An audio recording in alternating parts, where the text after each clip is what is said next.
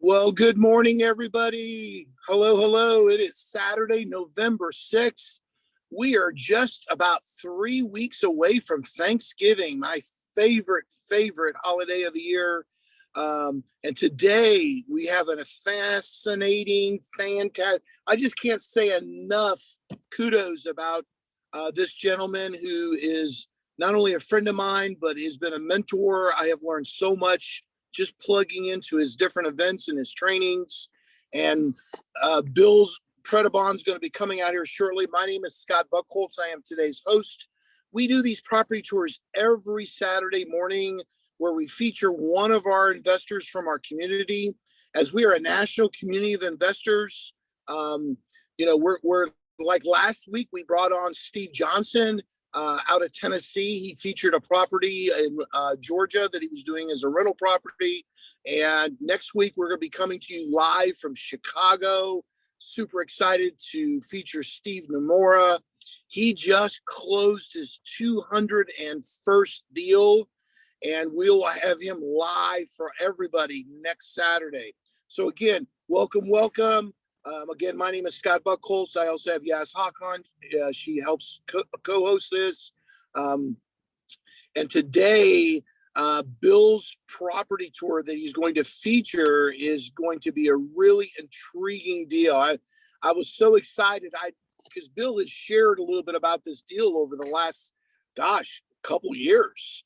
And now just the turnabout and where it's at today is just fantastic. As a full-time real estate investor, I've been a part of this community for 6 years now. I am a full-time investor. That's what I do. I do not have a W-2 job. I have rental properties. I do new construction. I do flips. And so I currently do real estate in Ohio, Kentucky, and Kansas. I have some great partnerships in those states with other fellow community members. And so, again, just so honored to have Mr. Bill Predabon on. Bill, let's not take any more of your time. Are you ready to go, sir? Yes, sir. There you are, brother. Good morning again. Good morning, my friend. Can you hear me okay? Loud and clear, Bill. Loud and clear. Awesome. Well, welcome. Thanks, everybody. Thanks for having me, Scott. It's an honor and a privilege to be here. I can't tell you enough how much I love sharing with the information with people, and just spending time with everybody. Saturday morning, got up at 6 o'clock and got ready and drove up. This property is probably, I don't know, maybe could be like 30 miles from my house. This is in North Phoenix, Arizona, off a couple freeways. I actually used to live in this area for 10 years. I love this area. They call it Sonoran Foothills, up in the foothills, and it's just amazing hiking and everything. So welcome, everybody. Thanks, Yaz, Hak, and Umair, and of course, Scott, and all of y'all for helping me. Thank you for all you do in the background, putting these things together, getting people to the events, and just sharing this information with everybody. I can't tell you how many people I talk to that want to get into real estate. You know, I was having a conversation with my mom the other day, and walking my dogs. I call my mom like 3 times a week, and she went and visited her. She has 3 other siblings, right? 2 brothers and a sister, and she went and saw one of her brothers, and they're in their 70s, and they're working. They had to both go back to work, and it's disappointing. His furnace went out, and this is a strong man, right? Lee is a good person. Adopted, I think, over 7 or 8 children in the course of his lifetime, helping other people.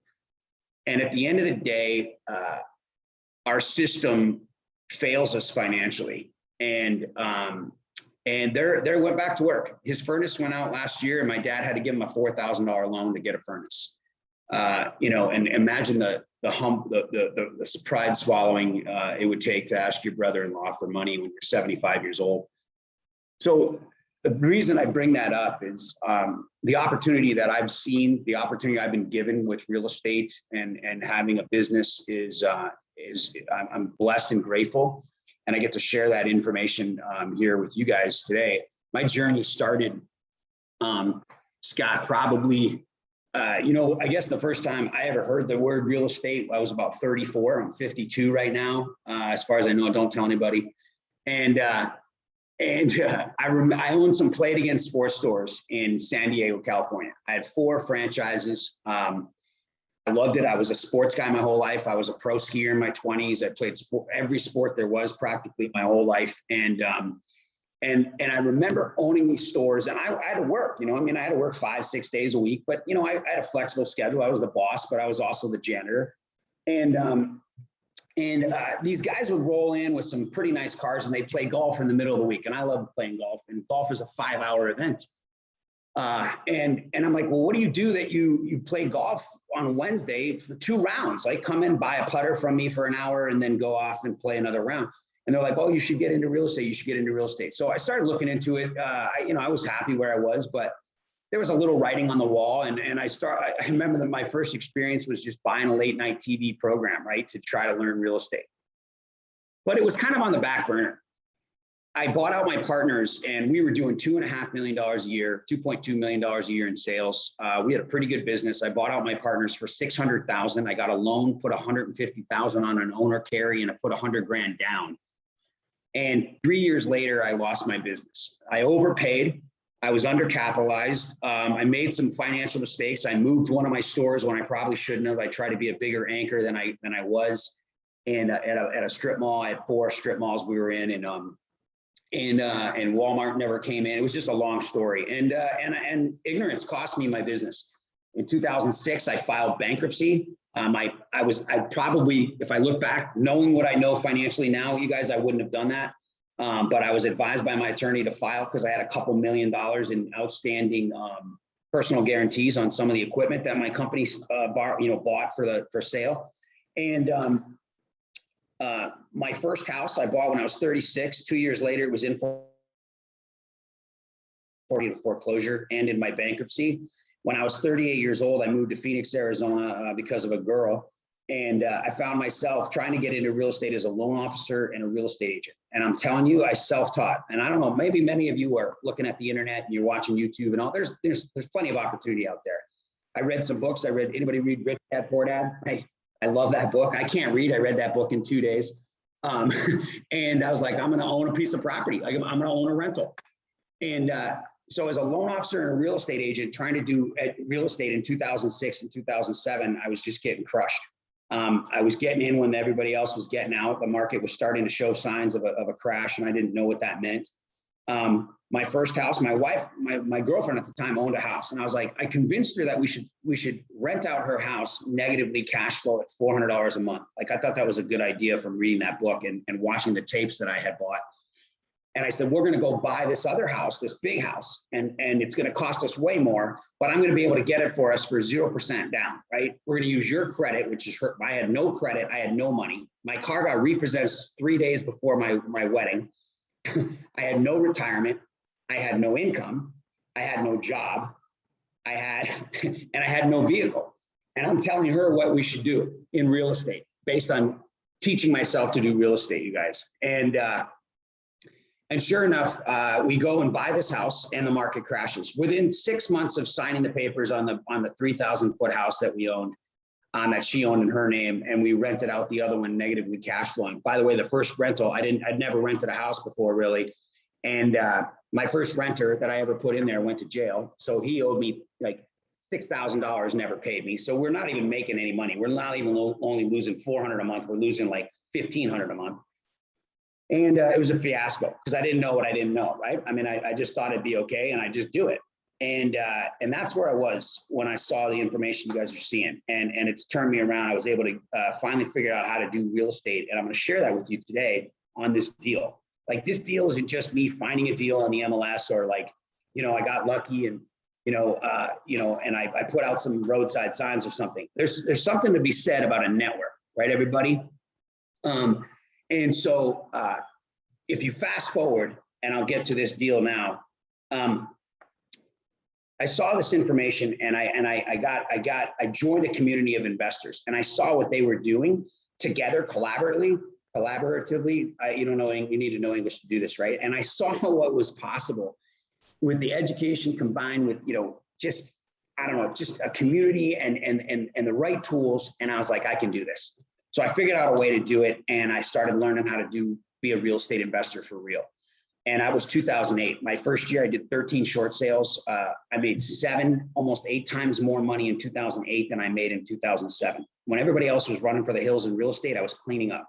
I did 19 fix and flips in my second year, 2009, and I've never looked back. I've done almost 200 transactions. My wife and I gross somewhere in the neighborhood of, honestly, I don't know now, $25,000 a month in rental income.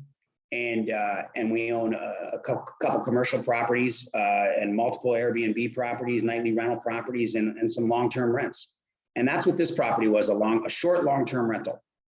And I'm going to share with you now some of the information. What I want to do is I'm fortunate to be able to share this information. I'm telling you, folks, it doesn't matter where you start. Not everybody starts $400,000 upside down in 2 houses and completely broken, bankrupt, but everybody's got to start somewhere, right? And it doesn't really matter where you're coming from.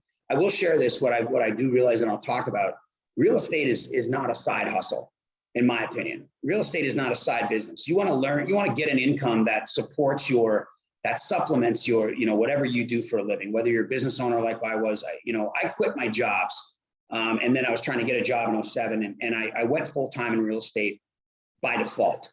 And it was a long journey, you guys. I had to make things happen, and I don't recommend that for anybody. But when you've got a little bit of extra income coming in and you get the right education to be able to buy a property like this one, your whole life can change, and real estate won't be stressful. And if real estate problems occur, which they do, then you can absolutely overcome them because you got a little bit of extra money and you're not strapped. You're not putting your kids and your family at risk. You got your job for a little while. You keep that. Your wife's working, your husband's working, your partner's working, whatever it is. 1 or 2 incomes coming in, and you got a little side hustle, and then you start doing some real estate. You put that extra money into real estate, and think about it. It's been 12 years I've been doing real estate, and done almost 200 deals. My bank, my whole life financially is 100% different. My wife and I just bought an RV, traveled for 3 months this summer, completely gone, bought a lake house in Michigan, remodeling that, 150 grand. Like, anything is possible, but you just gotta know what to do, right? You gotta have the right people. So let me what we'll do, Scott, if it's all right with you, I'm gonna get on my phone here and I'm gonna go outside and let's walk this property, and I'll kind of share a little bit of information with you guys so you can see it. Let me check my phone, get it to the right spot. Boom, there we are. I'm gonna mute this one. There you go. Can you guys see me okay? Can you hear me?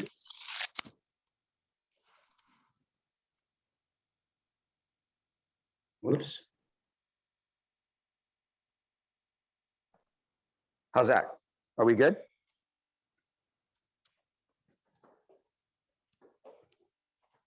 Whoops.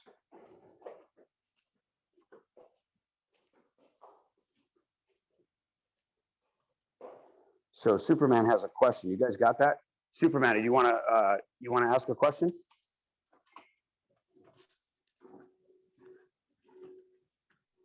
Scott, can you hear me okay?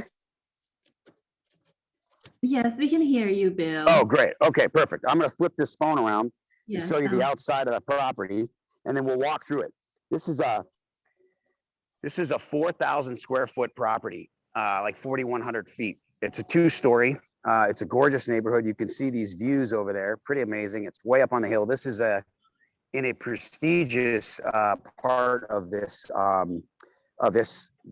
gated community with a lot of amenities inside the community. It's got a 4 with a little workstation over there, and they did the custom code on the floors. It's pretty nice garage, in my opinion. And so a little bit of the outside, you're going to walk in here. This is 2-story, like I said. This is 5 bedrooms with a bonus room and an office. So right off the right here is the bonus room, and obviously could be easily turned into a bedroom. You could go ahead and put some French doors right there, make it an additional office. You could probably put a closet in the corner, kind of cool floors. There's a half bathroom right over here that you can see. Boom, there you go. And then you got a pretty open floor plan as you walk through on the bottom level. Walk through the property. You've got an office space right here. Pretty nice. You got a full living room, dining room, and kitchen. Open floor plan inside the living room, dining room, kitchen. It's a pretty custom kitchen. Like this is KitchenAid Pro. KitchenAid Pro is pretty good stuff. I put it in a lot of higher end properties in the $500,000 to $1 million range. So that's a double oven there. You've got a 36-inch gas grill, pretty convectional microwave, island with the sink in the island, see out from front. So those are kind of some of the features that a lot of people like in a house. A lot of storage, high ceilings, 8-foot doors. They're 5-panel. That's all, or actually 6-panel doors. Those are all upgrades. Can lights throughout. Those are upgrades. This is a luxury vinyl tile floor, LVT. Really nice. Actually, the owner put that in. And what I'm going to do is walk the property for y'all. And if you got questions, if you guys want to check the chat for me, if anybody's got any questions, and then we'll go kind of through how I got the deal. It's very unique. It's multiple strategies. It's super cool. So then you've got this big loft, right? So this is coming up the stairs here. You've got this full, I don't know, a kids play area, a loft area, a game room area. And then you've got a split level sort of a floor plan up here with the master suite kind of being on its own. I'll start with the master. There's a few upgrades throughout the house, higher baseboards and things like that. But and the countertops, but it's not tiled surround or anything like that. Nice tile floor in the bathroom. His and her vanities. Pretty good size walk-in closet. This house is only 6 years old, I think. So it's fairly new construction. Pretty big walk-in closet. Hopefully that's not too fast and getting anybody dizzy. But I think it's a nice master. It's kind of set aside by itself. Faces east, northeast, I guess. And then you've got 2 other sections of bedrooms. So over here, laundry room's on the 2nd floor, right next to the master, which is kind of nice.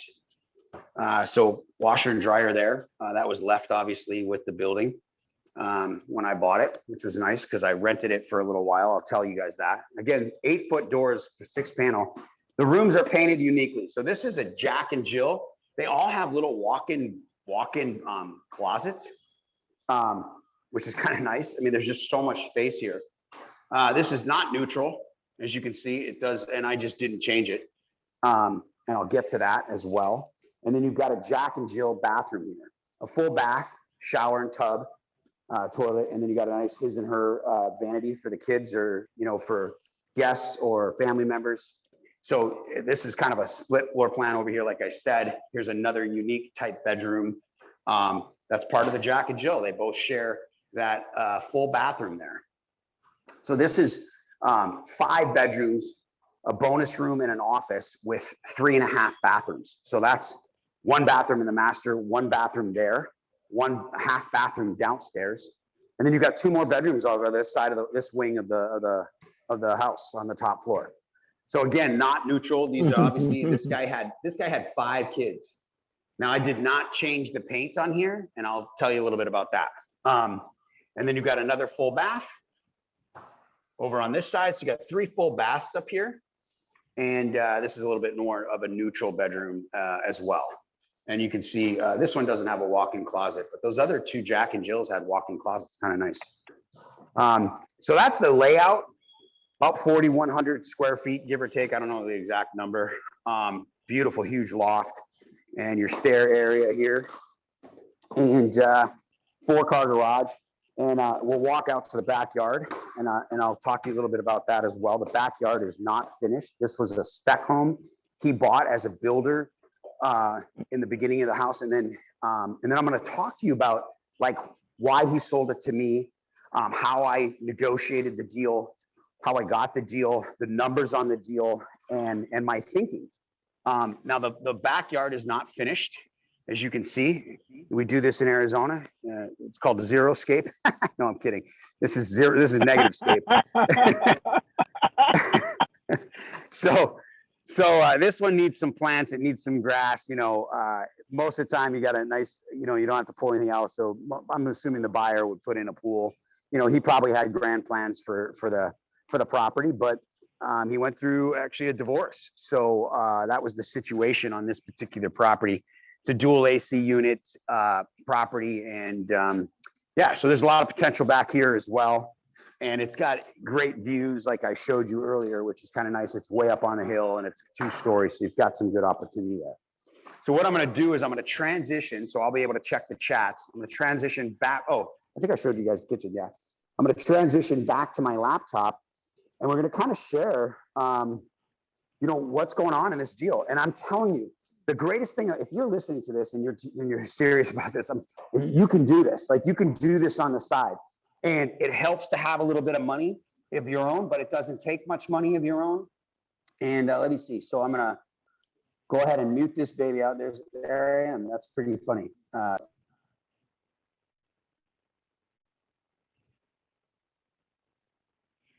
Bill's switching over to his laptop right now. Can you guys still on? Audio good?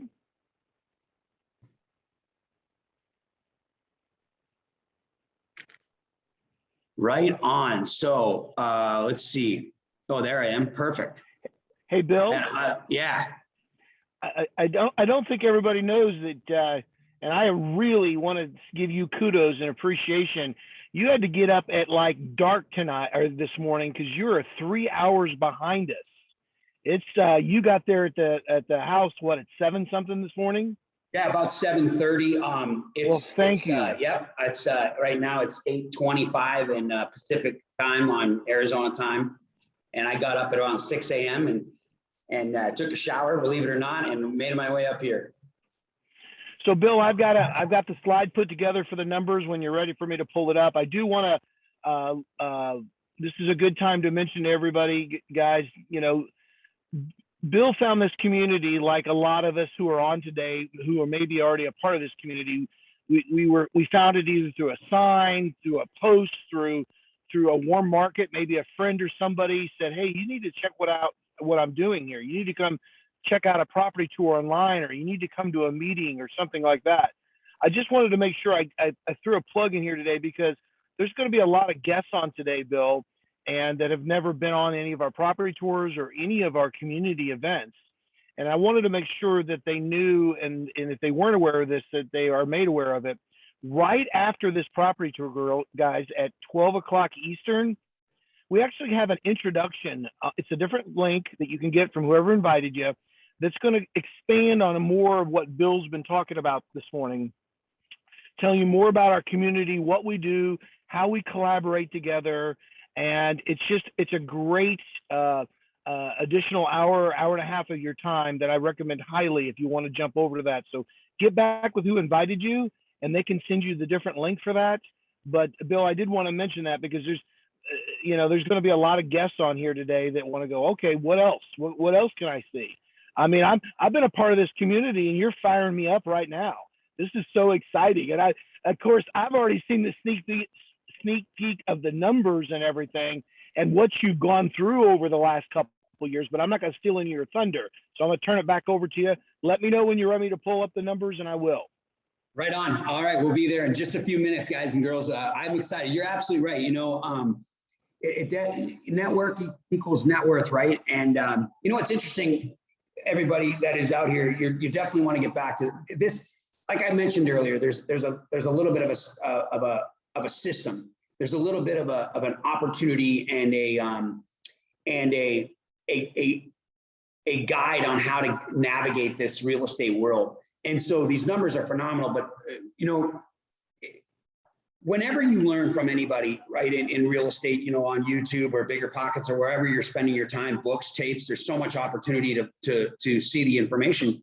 You're on your own, right? And then there's some 800 numbers, there's some Facebook groups and stuff like that. There's some support. Don't get me wrong. I mean, it's, you know, everybody's growing and expanding and offering as much opportunity as possible. But, you know, nonetheless, real estate's a people business, and so is any business. And so you've got to, you know, you're going to be taught to go ahead and, you know, create a team, right? A real estate team with lawyers and title people and all these things. And then you also have to have a network, right? You've got to, you know, go all the way back to the original people that did this, you know, Carlton Sheets, you know, they're like, you know, you've got to join your RIA. If you don't have a real estate investment club in your town, you got to create one, right? You got to find like-minded individuals and all that stuff. And what we do here, where you've been invited to, is, I don't even know, 70 some odd people on this call that are across the country. And we're talking about tens of thousands of students that we work with and team members that we play with all the time. And so ironically, or coincidentally, or actually on purpose, that's how this deal came to me. So check this out. What happened with this seller is his name is Joel, and he's become a friend of mine. And he is a good person. And he had some bad advice with his realtor. He got divorced. His wife had many kids, several kids, and so did he. They had 6 different children living in this house. And then when they got divorced, they had this house, and they both moved out. And naturally, and then he was living somewhere else closer to work, and took his and he had it listed, and he had it a little bit listed too high for the market at the time 2 years ago, and it wasn't selling. One of the reasons is this was a newer, this house was built only 5 years ago, and there was still 2 or 3 closeouts inside. Someone commented, Doug did, that this is a typical spec home in Arizona. You're absolutely right. And it's a builder track home. And there was like 3 or 4 or 5 builder closeouts that were nicer or as equivalent, but that were at a lower price. And we're offering all these incentives and this financing and everything. So his realtor was competing, and it wasn't selling. And he was making a payment on this property as a second home with not being rented out of his retirement account. And it's the payment, you guys, and he's going to pull up the numbers in a minute, but the payment's almost $3,000 a month. And so he wanted to sell. So it turns out that a friend of mine that I'm a real estate investor with, who's also an investor, has a full-time job, is part of my community. I invited him into this opportunity to see real estate. He was looking to supplement his income and to change his life. And he became a partner of mine in Renatus in Arizona. And his name's Aaron. And Aaron started dating this guy's ex-wife. And so for Aaron to do the deal, it was a little bit too convoluted, right? It was too, and it really wasn't in his wheelhouse, and it really wasn't something his girlfriend really wanted, but they wanted to help. They wanted to help Joel out. Technically she's on the hook if you want to think about it. And they just didn't have a solution. The solution to sell the property with the wrong realtor wasn't working. Whatever the case is, whatever all the factors were, I was able to intervene and come in, and Aaron led me to the seller, and Aaron and I had a 3-way meeting with the seller 2 years ago and sat down. And here's the thing. So you're welcome at this point, Scott, to pull up the numbers. This property he owed $482,000 on this property at the time. It was listed at $525,000. So at best, you're talking about $40,000 of equity if we're lucky. Okay, so the deal wasn't a traditional deal. He was trying to sell the deal and not lose money, but that's probably why they had it listed a little high too, because he didn't want to come to the table with closing. So what's interesting is he goes 3 months no sale, 4 months no sale. I get in front of him. I wasn't that happy about the deal. I looked at it and I'm like, I don't know, Joel, I'm going to have to figure this out. I go, at the very best, the only thing I'm going to do is I'm not coming in with new money. I'm going to have to take your money. It's going to be an owner finance seller subject to, which is subject to the existing home. So what is a builder track home? And what is the difference between that and a regular home? Thank you. Just so you know, a track house is when they have only a very specific number of, a builder, D.R. Horton, Pulte, all these guys, they buy this land, they grade it all at once, and they have a planned community inside there. And there's, in this area, I think there's about 290 homes in this community. And they only have about 5 or 6 different models, and there's different elevations for each model, but it's very easy for them to build 10 or 20 or 30 homes at a time. And they're all on a track, they call it. Like it's a road with 10 different plots, and there's 3 different types of houses on those 10 different plots, and that's it. That's your choices when they're selling them. So it's called track housing. They're on little road tracks, and then it's very consistent for building, and they can build multiple houses at the same time and knock them out quickly.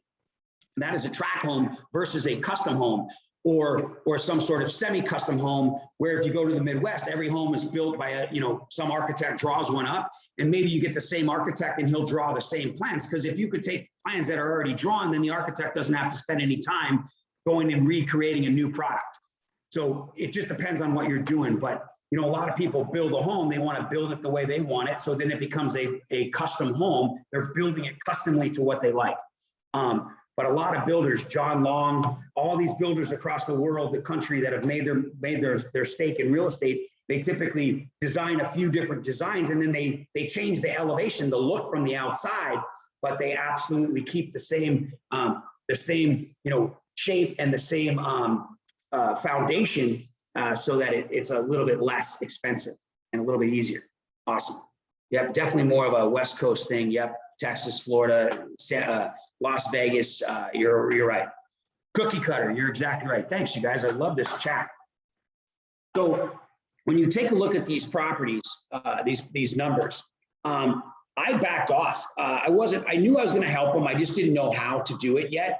And here's the cool thing: when you get back with the person inviting you, and please get your opportunity to go do your due diligence and check out the video that the recording and the next presentation that Scott was talking about. But I had access to not just fix and flip and wholesale. I have access in 2008 to learn every possible acquisition strategy there is on the planet when it comes to real estate. If it can be bought in a certain way, we teach it. I got to learn it from Renata. So the cool thing is I understood owner financing. I understood subject to financing. I understood creative acquisition strategies and how to buy property with little or no money out of pocket. I understood how to raise money. So here's the other thing: is I understand markets now, right? And I knew that the market was decent, but I didn't know COVID was coming. I didn't know the supply and demand was going to change so drastically. And so what's interesting is I just knew that I could have a very significant tax benefit when I bought this property.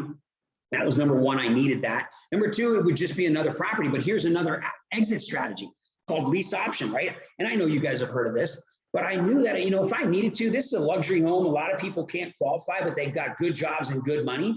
And with the strict restrictions on lending right now, for W-2 employees and having to give an arm and a leg to qualify for a loan, I could be the bank if I needed to. I could take a $50,000 easily, $50,000 to $70,000 option fee on this house, and then I could rent it for above market rents if I sold it on a lease option.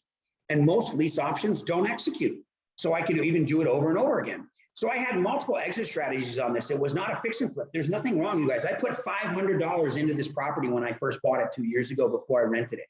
I decided that I didn't know what I wanted to do and I was going to rent it. So let's figure out how I bought it. Joel called me up and he said this. This is 30 days after I had my initial talk with him. And I did not have an option on it. I didn't tie it up. I always want what's best for the seller, just like you guys. PITI Superman is principal, interest, taxes, and insurance. That means this payment included paying principal down and paying interest on the mortgage, so the loan amount, and it included taxes and insurance were impounded, which means inside of the payment of that $2,817, they were also paying my taxes and insurance. So it was a really good payment. And I knew he'd been paying on it for 6 years, so he'd already paid a lot of the interest up front. So I was only going to take this house and buy this house if he was going to give it subject to. But even when I looked at it at 482 and I was looking at a 520 value, I was like, that's still risky for me. Even though he's going to give me the keys to his house, like literally for nothing, for zero out of pocket. I had to make the first payment. I had to get a renter in there. I had to fix it up a little bit. I had to do, and he's like, Bill, I'm going to finish the baseboards. I'll paint it. I'm going to pay the first month's mortgage for you and catch up the mortgage, because he was a month behind on the mortgage. He's like, I'm going to pay 3 months of the HOA, because he was 3 months behind on HOA. He was just sick and tired of making the payment. So he actually looked up Zillow, and it was either Zillow or I think it was the other one that buys their houses, and I don't know why I'm spacing it. Redfin? No, it wasn't Redfin. It was the other one. Realtor.com, Trulia? Nope. It was the company that buys houses sight unseen, and then they just make you an offer. It started the whole sell your way phase. I don't know why I can't think of it. Unbelievable. It'll come to me. So he went with a company that offered him, said, hey, type in your address. We'll have an offer in 24 hours. Open door. You guys are off an offer pad. Yeah, it was Open Door. Thank you so much, everybody. You guys are good. And Open Door offered him 520, but you know what the net was? Or they offered him $510,000 for the house. And he's like, sweet. But then when he looked at the paperwork, his net was $456,000 or something like that. So it was 10%, over 50 grand in closing costs. And so he's like, screw that. So he came to me and he said, listen, Bill, I'm going to lose money no matter what. I'll cut you a check for $24,000 out of my retirement account if you take this house off me and you take away the burden. So I went from 482 down to 460, and he cut me a check. I signed the document with the deed of trust right here. And I don't know if you can see me, but I brought the document with me, but I signed the document.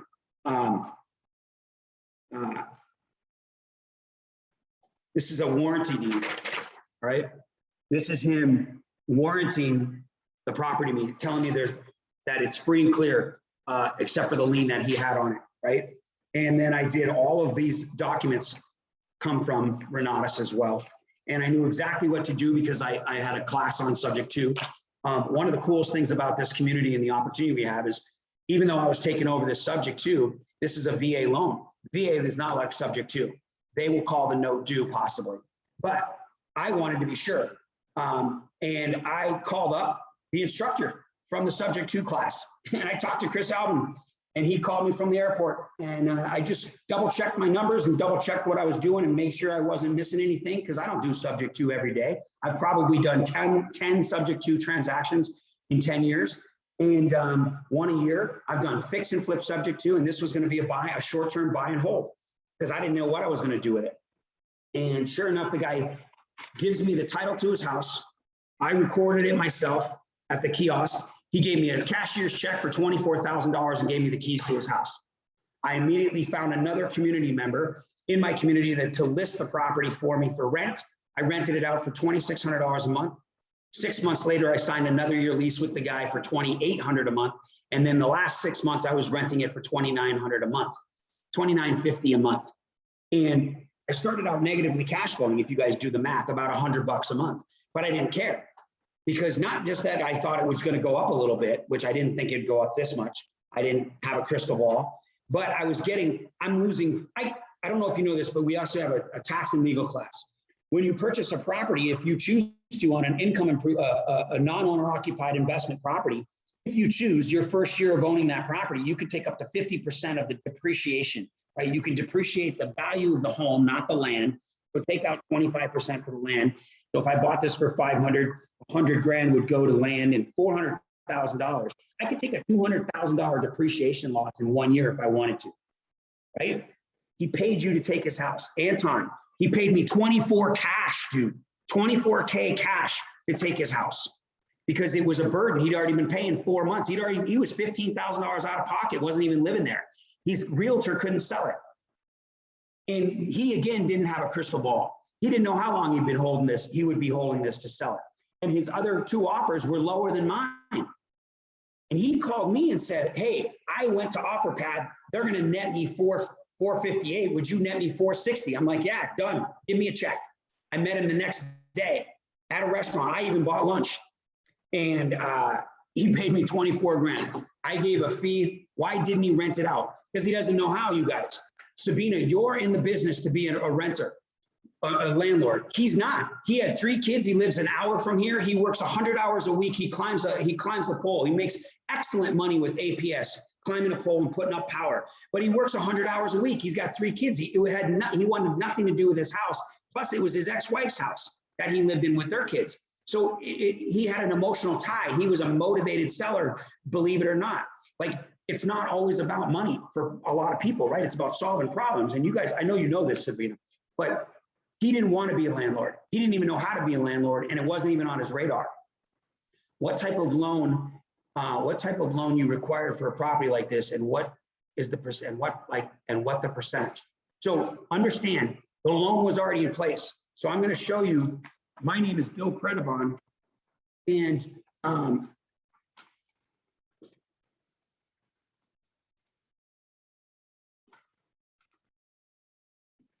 this right here is his loan, and right over here, you're going to see his name, Joel. Okay, I shouldn't give you his last name, but that's his name on it. But what I did is I went online to USAA, I mean to Mr. Cooper. Mr. Cooper is the servicer of the loan. He had a loan in place for $482,000, and on that loan, the payment was $2,817. And I went online to Mr. Cooper. I created a login under Joel, and I changed the password, and I make a monthly payment on his behalf. He basically assumed the loan. So the loan is not assumable. An assumable loan, and you're right, Nicole, that is another term for it. But understand, assumable loan means you call the bank up, the bank does a background check on you financially and says, yep, you can assume the loan, and they put your name in front of his. This is called subject to the existing financing. On a settlement statement, a HUD-1 settlement statement with your title company, there is a line 3/4 of the way down the first page of the settlement statement that says loans taken subject to. And that means that it's a legal transaction in every state in the country, that I can take over the house, I can pay the difference if there was a difference. In this case, I got a check, and I take it over subject to. Now, I didn't close through title. Don't ever assume a loan. You don't want to rock that boat. What that means is this. So that you guys understand that Chris Alvin has done over 300 of these transactions, and he is our subject to teacher. Oh no, I'm sorry. He's our creative acquisitions teacher. But our subject to and our creative acquisitions teacher, they've done instructors, they've done over collectively well over several hundred of these transactions all the time. And so subject to is not rocking the boat.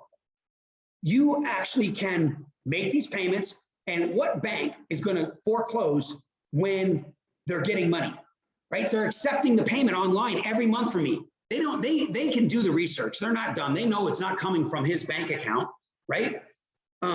They don't put 2 and 2 together. The departments don't talk to each other. It's possible. There's always a clause that it's possible that when you buy a house subject to the existing financing and you start making the payments and you own it, you are now responsible to make that payment. But it's not on my credit. There's no credit. There's no banks. I didn't have to qualify. I just paid the loan. The loan was already in place. The terms and the amount were already set. I already knew how much the payment was. I knew that it wasn't adjustable. I already looked at the note.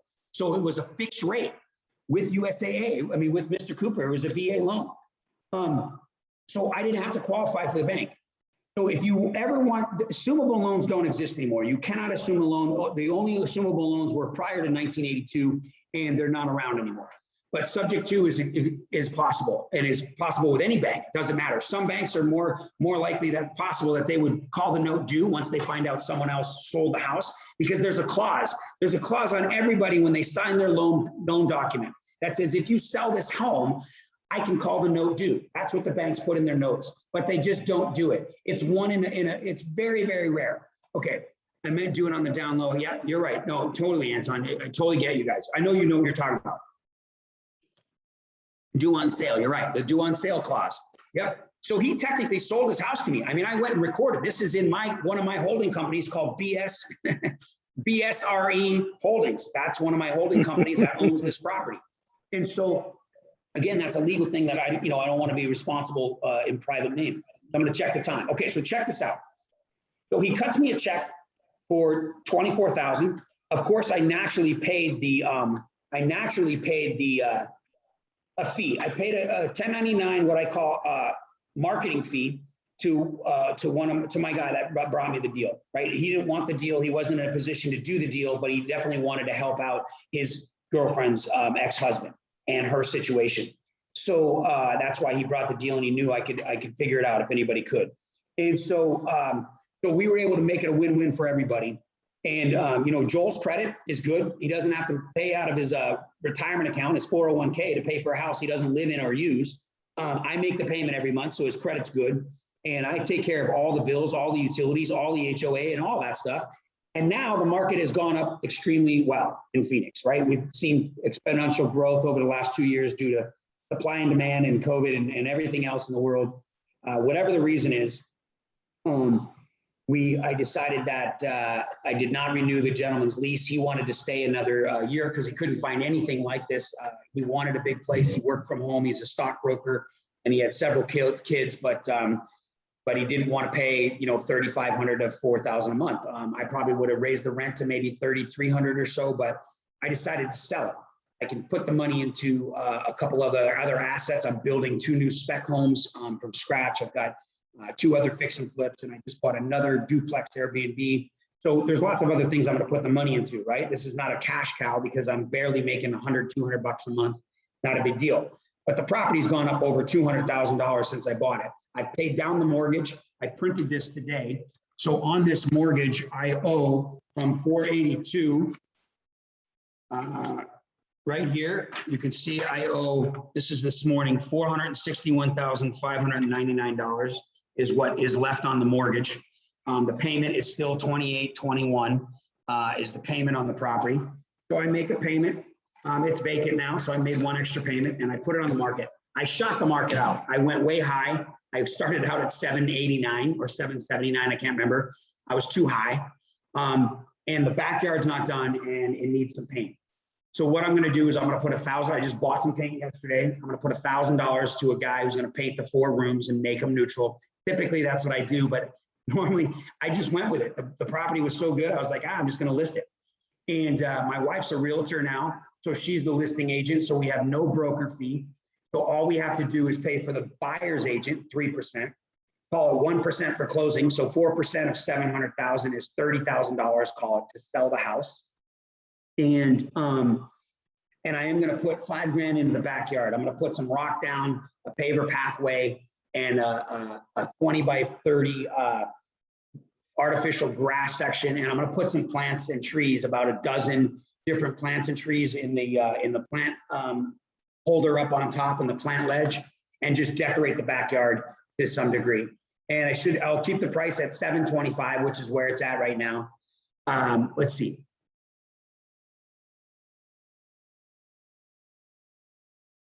Okay, there is a question that says, what if I default on your payment and this is still tied to the other person's credit?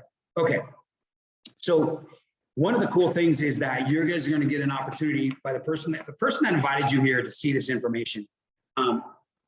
Literally gives a crap about you for whatever reason, whether they've just met you or they've known you forever. They know the quality of this information, and this is a deal that anybody can do on the side. You know, having a few extra bucks it's been easy for me to make the negative payment, because at first when I was renting it, I was just having to cover the HOA out of pocket.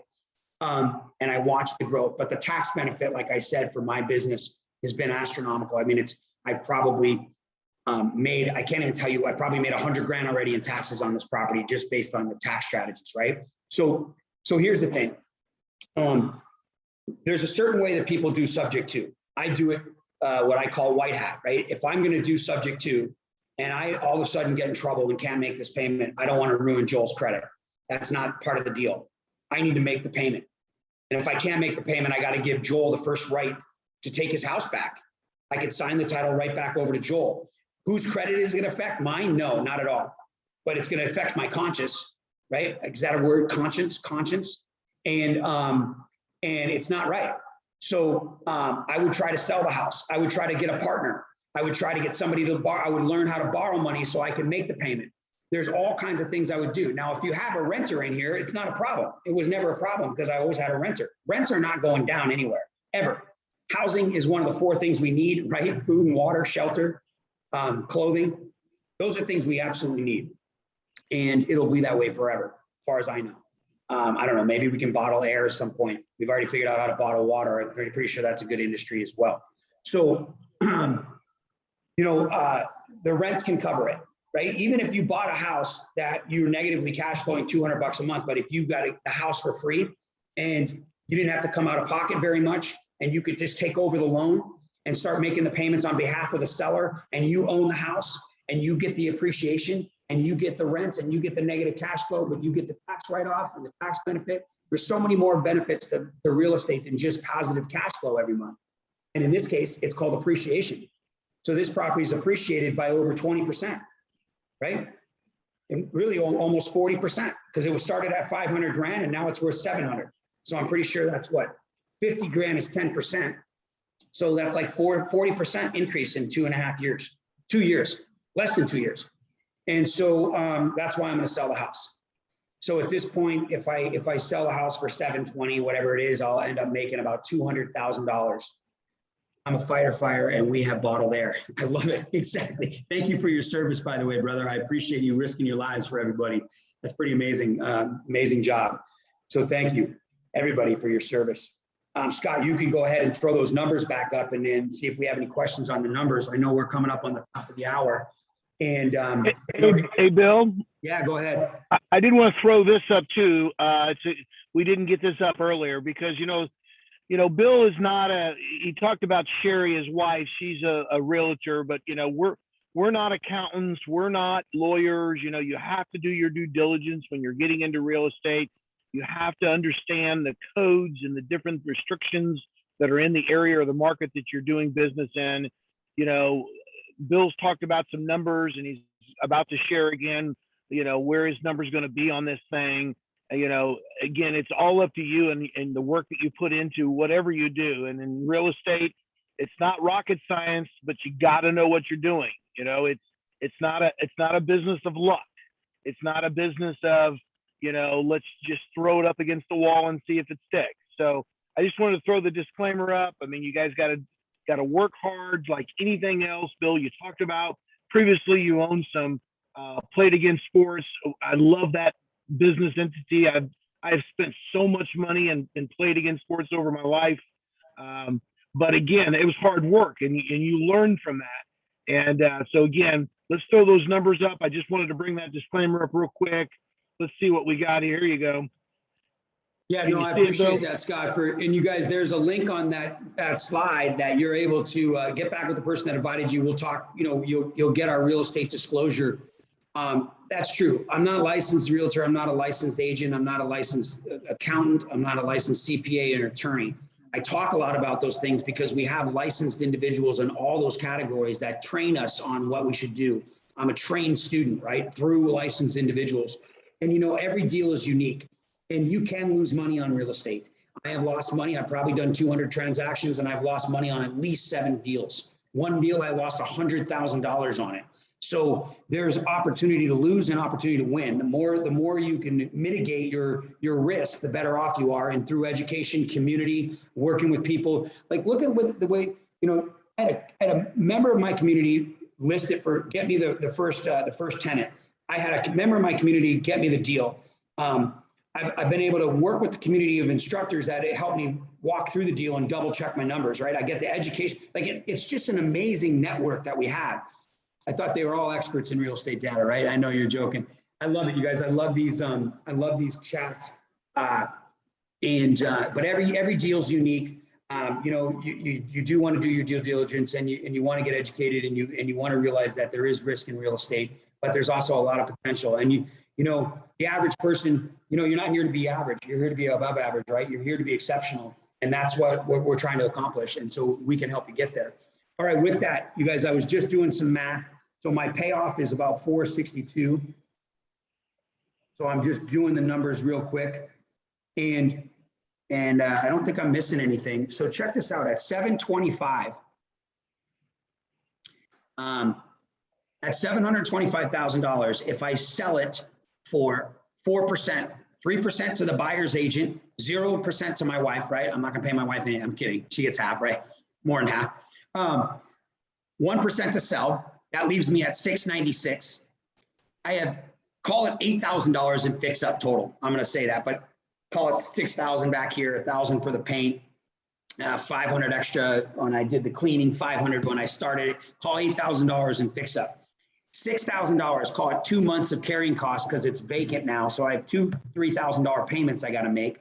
That puts me at a $220,000 profit. Now remember, I got paid $24,000 and I basically gave away $4,000 when I bought it. So it's a potential $240,000 profit. Even if I sell it for 700, I still make 220 grand. And I didn't lift a finger. It's all knowledge-based and network. It's not, that I created some great masterpiece fix and flip. That's very risky. You know, I also was able to rent this for 2 years. And during that time, I used this house to depreciate my tax liability, right? To decrease my tax liability through depreciation and through expenses. My interest that I pay, the entire payment is tax deductible. That's $3,000 a month, $36,000 a year. That is tax deductible because it's an investment property. The deductions on this property are outrageous, but the equity is mine 100%. Joel doesn't get the equity, I get the equity. Relationship and knowledge, Doug, you're absolutely right. You know, Bill, we're almost to the top of the hour, so we got to wind this down. I want to let you have the final comment here. Definitely get back to who invited you guys. If you're out today visiting, maybe this is the first time you've been to a property tour. Maybe you've been to one of the different online training events. But get back to who invited you, and they can get you that link for this introduction that's coming up here in just a few minutes at the top of the hour, because you can learn a lot more about what Bill has talked about, and they'll expand on that for you. But, you know, my final remark, and then I'm going to turn it over to you for your final remark, is one of the most beautiful things about this deal. The money is great, Bill. I love the money, okay? But I can truly, for folks who are on here today who know me, and there's a lot of people on here I know because I've seen a lot of the names I recognize, I am not in this just for the money, okay? Yes, the money is important, but the fact that you helped this gentleman out of a bad situation, Bill, that, I'm sorry, I don't know this guy, but when I think about that, I get a few goosebumps because you helped him out of a bad situation. Yes, he had to come up with 24 grand out of his retirement account, but he knew he was going to lose money on it. He doesn't have time to deal with it. You helped this guy out. You really did. And oh, by the way, you're going to make some profit on the deal, right? Absolutely. I'll tell you, most typical investors that teach themselves are going to understand wholesaling, fix and flip. They're going to understand, you know, maybe a rental strategy of some sort. You know, if they're an Airbnb specialist or a nightly rental, you know, imagine what it would cost to furnish this thing if they had to turn it in. There's not many options of people that would have helped him. That's why he couldn't get rid of it, right? His own agent couldn't even, you know, what the knowledge agents have, they're not investors. And they couldn't even sell the property, right? They couldn't even give him suggestions. You're absolutely right. I helped him out. And like I said, he's a friend of mine now. I talk to Joel. I have coffee and I have drinks with Joel. He's a good person. And you know, my friend Aaron and his girlfriend are pretty serious now. This guy's ex-wife, and they're getting together, and they're very grateful for the same thing. And you're absolutely right. And you know, here's what I think. Number one is Sabina said, I do have tax liability on the income. I'll tell you, when I have $100,000 tax liability, and sometimes more, this year it's going to be more, I like that. That means that I'm making some pretty good money, right? And I pay between 8 and 10% in tax. So you guys can do the math. I don't pay 20 to 30 to 40% tax based on real estate investing and business ownership, and you're going to learn about that. So the cool thing is I'm okay paying taxes if I'm going to make 200 grand. Now I'm going to reinvest a lot of this, and I could actually do a 1031, and I'll leave that up to you guys. You'll see that in the next video. We have a class, and I can do a 1031 if I want, but I've already allocated this money, so I'm going to reinvest it. So yeah, I can pay taxes on it, but yeah, I'm going to have write-offs when I do it too. I'm not going out and buying a Ferrari tomorrow with a 200. Now I could, but I'm not going to, right? So let me leave you with this. I started out saying this. This is key.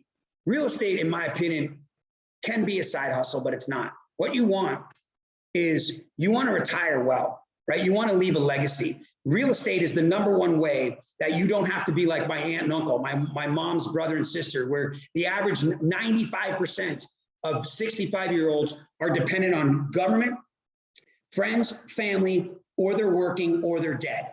And I don't think you want to be in any of those 5 categories. There's 1% wealthy, and the 1% wealthy own businesses and make their money in real estate, right? So you have your life that you have to live. You have your family, you have your extracurricular activities, you have your life, you have your kids, you have your wife, you have your job, right? But having a side hustle gives you a little bit more money at the end of the month. But what the wealthy people do is they understand how to invest in real estate and control their own money. So when you make a little extra money and you can buy a house like this, you can take the risk and you get the knowledge to be able to do it. And you take that little bit of side hustle money and you put it into real estate in a very long period of time, 3, 5, 7, 10 years, your whole entire life has changed. and you go from no net worth to multi-millions if you want, whatever, the sky's the limit, right? And so get in back with the person that invited you, find out more about what the opportunity is do your due diligence, get with that video and learn how to, real estate is not about, selling property, fix and flipping. Those are great little income strategies, but they come with a lot of risk. Real estate is about creating long-term and short-term wealth creation strategies and rolling money into other. And that's why 1031 and reinvesting the equity you get from real estate is just incredible. So anyway, I'm going to turn it back. Thank over you, to Bill. for the opportunity. No. Thank you so much, Bill. This has been a great property tour. We'd love to have you back out in next quarter or the quarter after that. Thank you for sharing this. Guys, get back to who invited you, and they can get you to another event. Next Saturday, we'll be coming to you live from Chicago. We'll be featuring Steve Demore, another investor that's done 200 deals. So you're going to be able to go from week to week, 2 weeks back to back. Over 2 investors have done a total of 400 deals between them. This has just been amazing, Bill. Thank you for your time. I love you, brother. Give my best to your beautiful wife, and everybody have a great Saturday. Love you too, Scott. You too, your wife. Thank you, everybody. Thanks, Yaz and Umair. Bye-bye. Bye-bye.